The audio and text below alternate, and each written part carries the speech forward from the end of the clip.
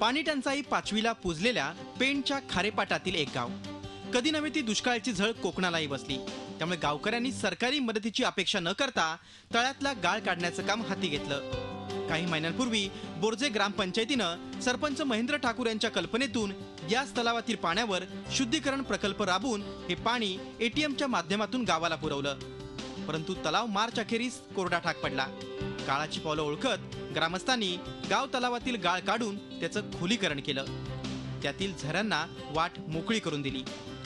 पूर्वी या तलावाची पाणी साठवण क्षमता 2.5 कोटी लिटर इतकी होती. आता ती 7.5 कोटी लिटर इतकी झाली आहे.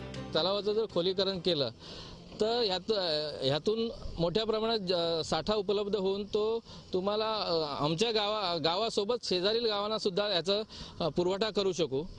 या संदर्भातला हा विचार आहे ना, हा आम्ही आमच्या गावातल्या नागरिकांना आणि माझे जे सहकारी आहेत, जे ग्रामपंचायत सदस्य वगैरे त्यांच्याशी विचार विनिमय करून या संदर्भात काय करता येईल ह्याच्यातनं, ह्या कल्पनेतनं हे सगळं आम्ही केलेलं आहे. जर अशा प्रकारचे तलाव करून जर HDPAचा पेपर वगैरे टाकला तर ह्या ज्या आपल्या कोकणामध्ये जो पडणारा प्रचंड पाऊस आहे त्याचा जर पाणीसाठा आपण करू शकलो तर या भागातली पाणी टंचाई कायमस्वरूपी दूर होईल.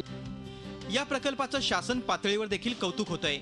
शासकीय अधिकाऱ्यांनी गावाला भेट देऊन ग्रामस्थांच्या पाठीवर थाप दिली आहे. या कामासाठी आता मदतीचा हात पुढे करण्याचा मनोदय शासन पातळीवर व्यक्त होतोय.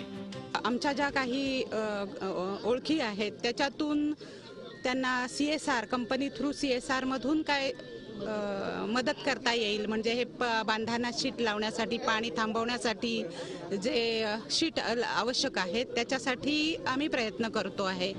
कोकणात दरवर्षी 3000 मिलीमीटर पाऊस पडतो, परंतु ते साठवण्यासाठी पुरेशी व्यवस्था नसल्यानं ते सर्व समुद्राला जाऊन मिळतं. बोर्जे गावासारखा उपक्रम खारेपाटातल्या अन्य गावांनी राबवला तर इथली पाणी टंचाई कायमची दूर होईल. प्रफुल्ल पवार, झी मीडिया, रायगड. झी 24 तास रहा एक पाऊल पुढे.